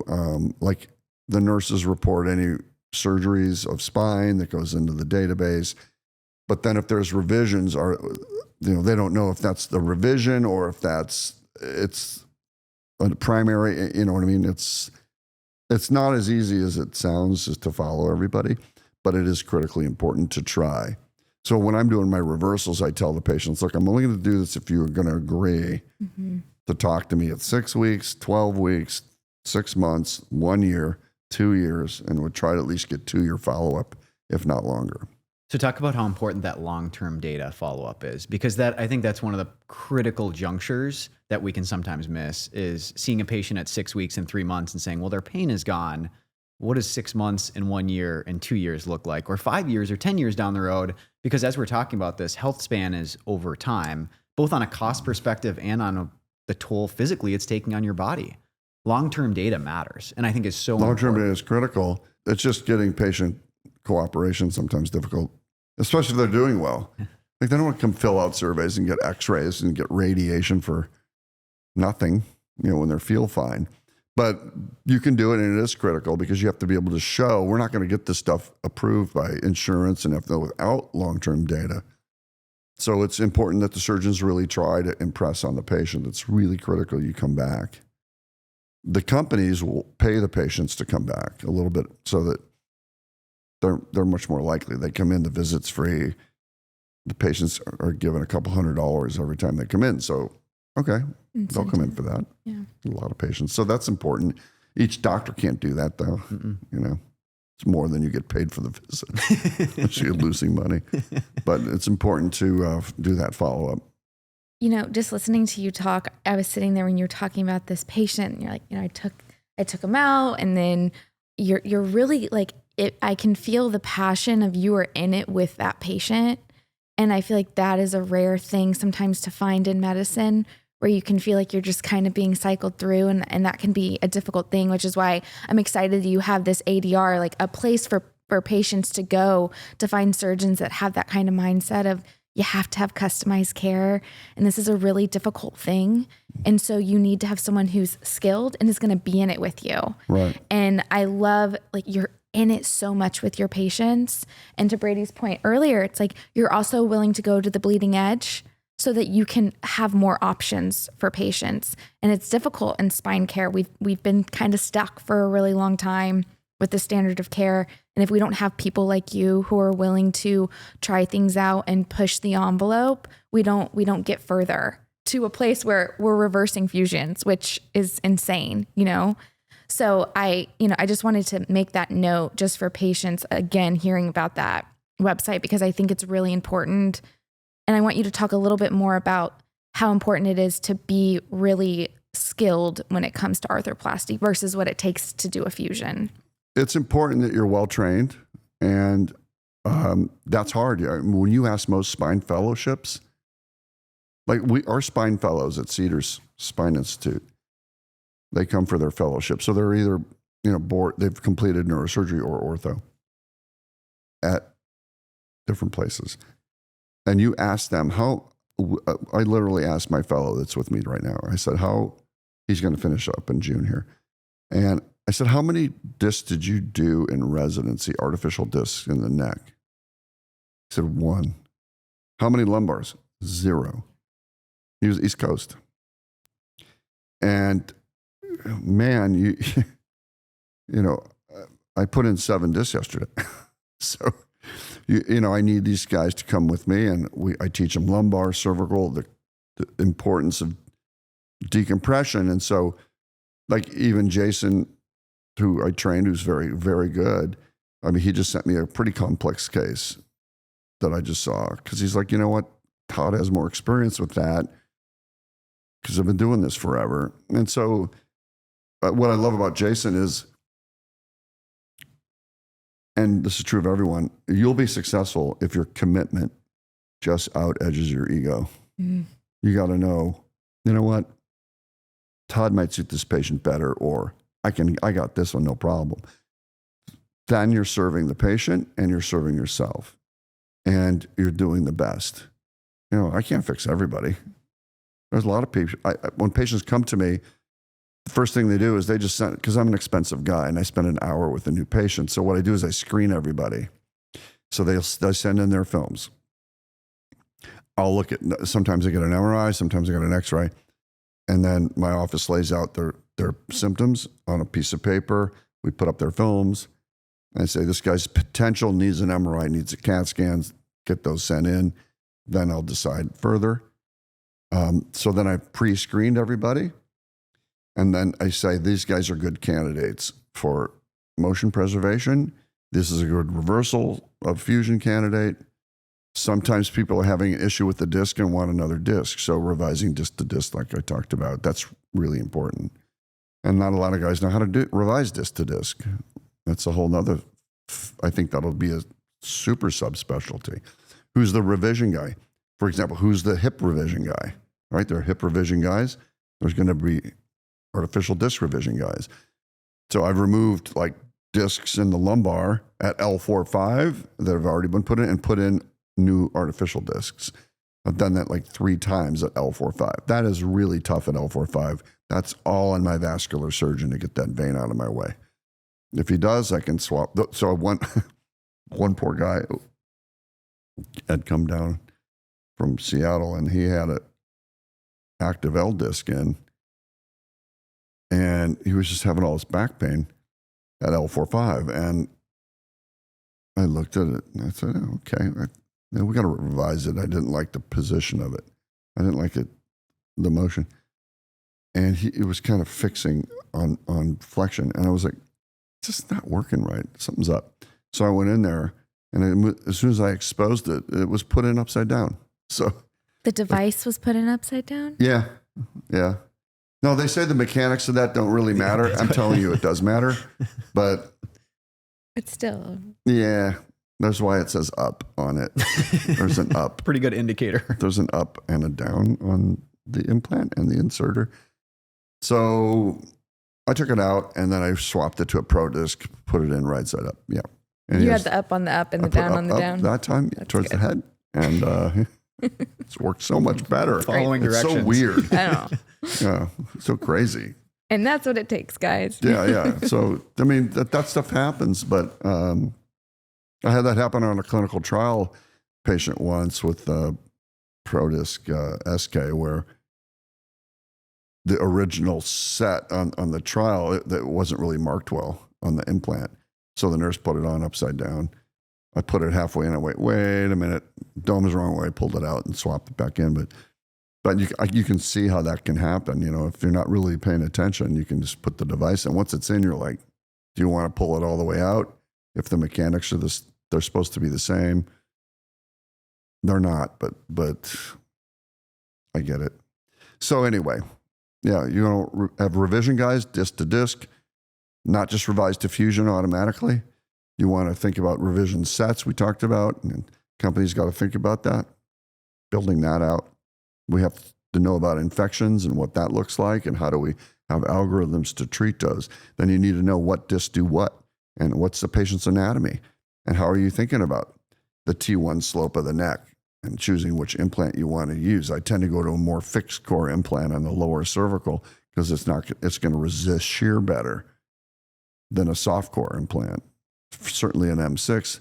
So for a while I do Pro Disc on the lower two if I'm doing a 4 level, and then the upper ones I might do M6 for a little more physiologic curve motion.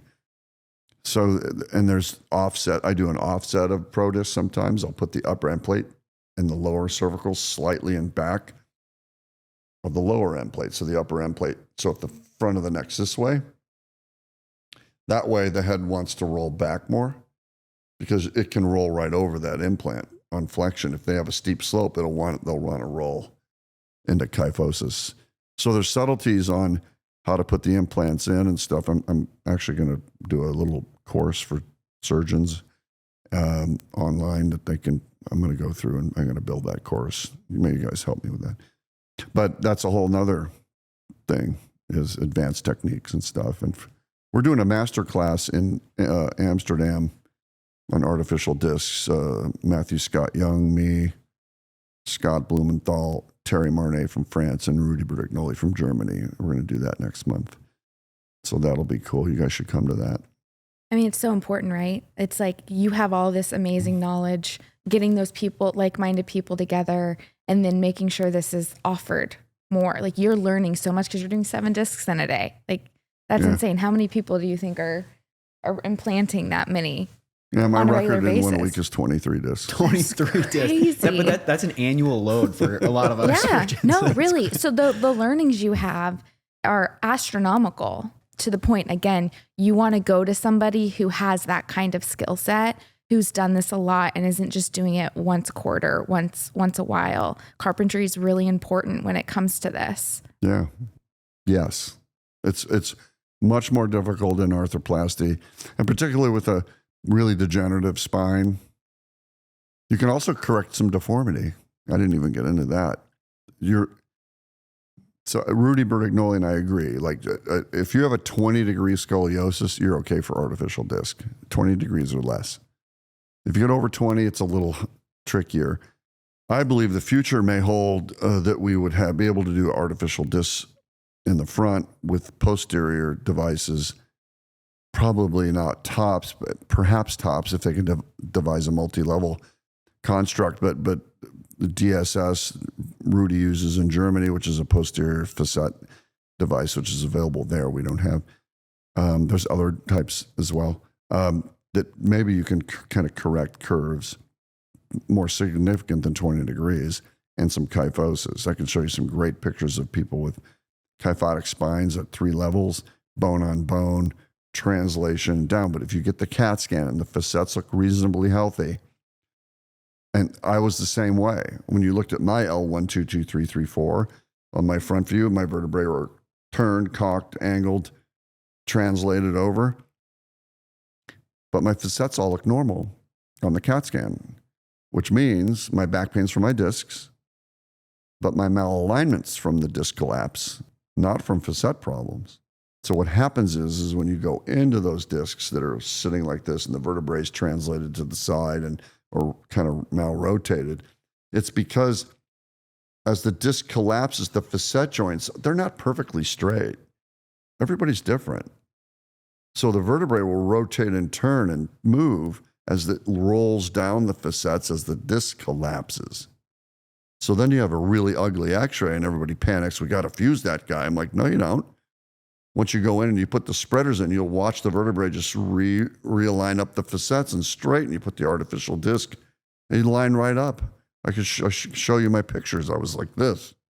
I'm straight after my 3 discs.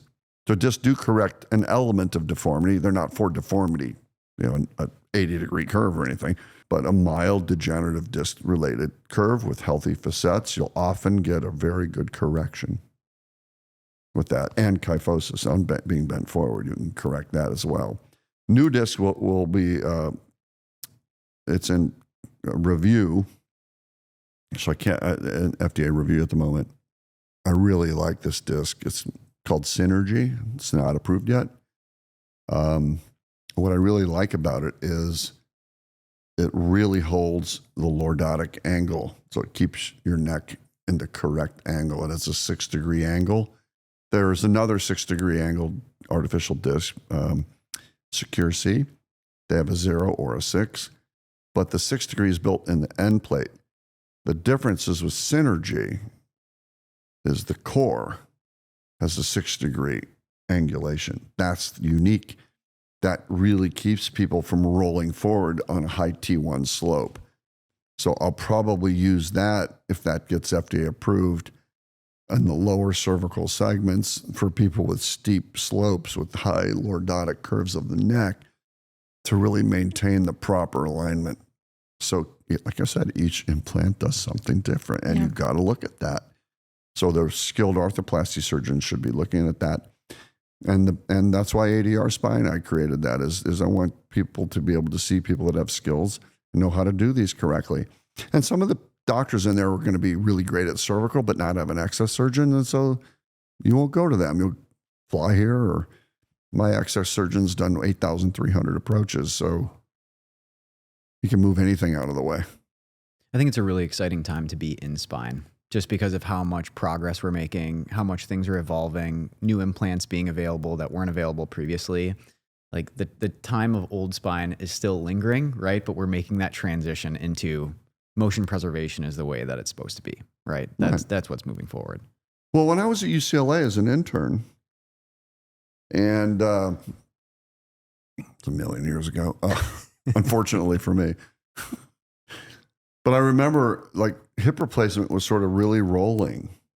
And the chairman of ortho there, Harlan Amstutz at the time, was just doing total hips all day. And I thought to myself, that makes total sense. Like, who's getting a hip fusion? I mean, that was still talked about back then. And it was just rolling them out. And those were older type hips, and the new ones were way better. And we're going to have way better discs too. The ortho guys have already done most of our work for us. Just follow the joint path. It's the same thing. It's going to be the standard disc replacement. It already really is cervically. I think most surgeons have capitulated that, don't fuse the neck. Mm-hmm. You'll get these outliers. And some surgeons will say, well, that's not proven. Look, if your doctor tells you that artificial disc is not proven and it's new, or that doesn't work, you need to run fast as you can. I've just done enough to know that We can always fuse you later if something fails. But do disc, you have a problem with the disc, revise disc to disc. If that fails, okay, maybe we fuse it. We still get away with fusing 1 or 2 discs, like me and others, and do artificial discs around it if we have to. So that's where I think we're going to go.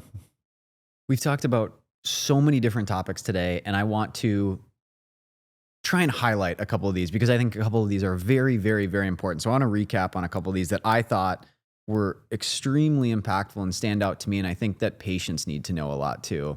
The first point, and I think it's your practice is demonstrating it, and it's that you are a surgeon that is private practice, cash pay, out of network, and it shows how far off the standard of care we are. Because the fact that you have patients traveling from not just all over the US, but all over North America and all over the world to come get care, and not just to come get care that's covered by their insurance, but to come get care that they're paying out of pocket to get, running from what is locally or what options they have available, tells me how far we've missed the ball on what the standard of care is right now. I agree. The patients are not stupid, and now that with so many sources of information available on the internet, that they find me, and they find, because I write a lot and I do a lot of public, articles and blogs, and we do these things and so forth to get the word out, and so people kind of find that I'm doing this stuff, and I'll get the questions. Hey, am I a candidate for something? And that's what I want patients to do, and then we can source them, and sometimes I send people to Jason in Florida. Sometimes I send them to John in Cincinnati or to Carl in Texas, or the Texas back guys in Plano and Dallas. But there aren't a lot of experienced guys out there, and so it's important that they find them. But you're right, people will fly anywhere for it, and it should be the standard. One thing I cannot stand. Patients will come in and say, well, my doctor said I shouldn't have spine surgery until I can barely crawl. I'm like, that is the worst advice ever. Because when you crawl in here, or you have a walker coming in, or you're in that much pain for 5 years, and you've given up so much of your life with a restricted life, right? You're not doing anything you want to do. You're sitting around, and your back blows up every other day. You're laying on the couch for 3 days. It's insane. It's like, stop, because what happens then is the patient comes in, and I've lost so many options. I may have lost my artificial disc option, right? You've waited that long, now your facets are gone. Now I don't have, it's hard to do a combination artificial disc tops or an artificial disc DSS. I don't have all those options, and it's really expensive to do that because the insurance won't pay. So waiting too long is my premise here. I'm like, do not wait. When you start having back pain issues, go see the spine surgeon.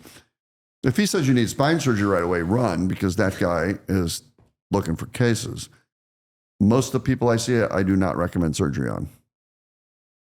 I say, wait, or I want to try this, and we're going to try that. Because I want to know exactly if I'm going to fix you correctly. I've diagnosed the problem specifically. And then you need to say, I'm done. I've had it. Fix me. Okay? But I don't want them waiting 10 years in pain like that, which I see. And then I'm like, all right, you got to have a fusion. There's nothing left of your back. Well, I think that's unfortunately what our culture believes about spine surgery. It's you don't just wait, don't do it. It's like, yeah, but it's not your grandpa's spine surgery anymore. We have options. Because the spine surgery was fusion. Yes, exactly. So it was when you're going to get a fusion, it's like, yeah, wait until you can't. But to your point, we have so much more innovation. We have people like you focusing on motion preservation where, yeah, it should still be your last option. Surgery should always be your last option. But there are options where you don't have to live in pain for years with nothing working for you. Right. I see it every week. Somebody's been told never have surgery. And I think you're right. I think it stems from grandpa's spine surgery, which was, we fused your whole back, and grandpa's always been in pain, and he never liked life, and he can't bend. Yeah. Yeah, I agree. Don't do that one. Yeah, don't do that. But that isn't what... That's not what you're going to get not offered spine surgery today. by competent people today. Yeah. Can you imagine if we did that in any other specialty, though? Like, wait until your diabetes is so bad that you have diabetic neuropathy and we cut off both your legs. Then we'll give you insulin. Yeah, then we're going to give you some insulin. Wait, what? Yeah, we'll give you insulin now. Yeah, that's great. Like, we would never do a brain tumor. Like, wait till you go blind and then we'll go operate. Then we'll take it out. No, it's like you catch it on the front edge to treat it before it does the damage that it's going to do. Right. We wouldn't do that anywhere else. Yeah. I just find that fascinating. I find that concept fascinating. Crazy. That's hilarious. So that's part one, I think. Part two for me is the importance, and this is ADR Spine, of finding surgeons that have high volume practices in motion preservation and specialize in motion preservation. And I see two different components of that as you talk about, and correct me if I'm wrong. The prep is important, right? How you put it in, how you decompress, how you prep the site, and then implant selection is important. And I think both those things are important, and you have to find people that specialize in that to get both those aspects. Right. So a lot of people don't even choose implants differently. They have a go-to, but like certain discs are hypermobile. We published a paper on the hypermobile disc versus the hypomobile that don't move as much. And you want the ones in the middle. And then those each have different operational functions biomechanically. And so those need to be assessed depending on your mobility and motion on your films and your angles and your slopes and your shear forces, blah, blah. So that's important. Not everybody factors that in. And so that's tougher to find that surgeon that's really thinking along those lines. But we need to educate more. So like when they do fellowship at Cedars-Sinai Spine, when they're on my rotation, they're doing this all day. Mm-hmm. And I always make sure the guys are putting in a disc, like they can do a full disc by themselves, and with them, but I watch them do it and tell them, here's how, and that they're comfortable doing that. So I think that wraps up point two. And then to me, the very last point, which is the most important, I think gets misconstrued the most, is that motion preserving technologies are not new. They are no longer experimental. And we have, I would argue we have more data and follow-up data and outcomes data on motion preserving devices than anything else. It's the most overstudied area and critiqued area in spine. All level one data, which is the cleanest data. Matched age groups, same sex, equal, male, female, age matched, same indications, randomized, 400 patients, for example, and Prestige 200, artificial disc 200 fusion. So yeah, and I would add that, patients got to be careful running off to Europe looking for a visco-elastic soft core disc. No data that has any better outcomes, and no data that they last. I mean, the hardcores, I think, will last 70 plus years. At least they on the machines, they've ran them 70-year cycles. They don't wear. I mean, if you can have a lifetime disc that lasts 60, 70 years. Yeah, I can't, lumbars, you better get a hardcore. Revising that's expensive and difficult. Mm. And there's only a few guys that can even do that.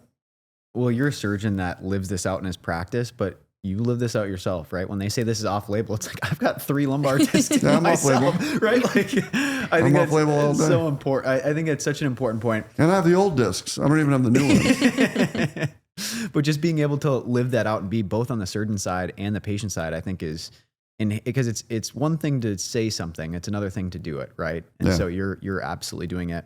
I wanted to read a quote from you that I think is so important as we wrap up here. Your quote said, "In many ways, the spine is the root of one's health. It singularly directs an individual's entire quality of life, mobility, and ultimately one's level of happiness. If it's ailing, it can slow one's movement down to create a sedentary lifestyle. On the contrary, if it's fully functioning, one can enjoy an active lifestyle no matter their age. Without a healthy spine, there is no healthy life. Movement is life." Correct. I don't think there's a better way to sum up what we're talking about. Exactly. It's just word for word. And I don't think there's a better way. You lose that. You lose function. You lose mobility. You lose everything, right? You lose everything. And I think it's so important. I think it goes back to the heart of everything we do. We're sitting here. We appreciate you taking us in for the day. Sure. This is fantastic. No this problem. is amazing to come do this. We get to share so many incredible stories, and these education pieces are so important for patients. We're just excited we get to share this. thank you for taking the time. Hopefully we'll get to see you in a couple weeks in Amsterdam. So Yeah, this is incredible. This is amazing. Yeah, I call that, by the way, that giving up little pieces of your life, I call it chipping away at the corners. Chipping away at the corners. Like you just chip off. Well, I don't do that anymore because that hurts. Well, now I don't do that anymore because that hurts. They're just chipping little pieces of their life away. And then they keep boxing themselves into a sedentary life. And it's slow, sometimes I don't even notice it. And so, yeah, it's so critical to keep motion. But yeah, it'd be great. Let's go to Amsterdam. I'm going to be there and we'll teach a master class for teaching surgeons, a master class on these more critical techniques and advanced techniques. Patients are looking for you. They're obviously finding you. But other than your ADR Spine website, where else can they find you? My main site is, my personal website is www.spine.md. No .com, just spine.md. MD. You'll hit me. They can find you there. You'll find me right there. And then you can even upload your films to our website, and we'll review them. I review them personally with my staff, and then they'll call you back and say, what do you need? And we'll order other tests. You get them done, send them in, and we'll do a Zoom. That's how we do it. And then I list, so patients will, like if they need surgery and they need to fly in, for example. If they're a bigger surgery, I do them on Tuesdays at Cedars. If they're smaller, I do them on Thursdays, like yesterday were surgery center cases. So like the girl from Alabama yesterday, she flew in, I think Tuesday. I saw her Wednesday, went over everything. I looked at her shoulder. I said, she's my shoulder guy. I want to double check. Saw him, operated on her yesterday. I'll see her Tuesday because Monday's a holiday. Normally I see Monday, and then she'd fly back Monday afternoon, but she'll fly back Tuesday. So that's how I kind of do it. So you're really not here more than a week. Yeah. And so it works. You have a great Instagram page too. Yep. A lot of patient materials, thanks. a lot of patient education, a lot of short clips for patients that are looking for information. Yeah, I do those 1 minute videos there. So really good. And those are all linked in the site too. So yeah. We'll link all your stuff I've in the had patients description. come in and say, I've watched every one of your videos. I'm like, really? You spent 3 days watching my content? It's a lot. But it's good. It's necessary. They're looking for it. So Thanks. glad it's out there. We'll put it in the description of the episode so people can find you. But thank you so much again for letting us come and take your afternoon, your morning and your afternoon. It's an honor to get to sit down with you. So Thanks. we really appreciate great. it. I really appreciate it. It's a lot of fun. Awesome. Good Thank you, talking Dr. to guys. Lanman. All right. Thanks, guys. Thanks. Yep. Talk soon. Okay.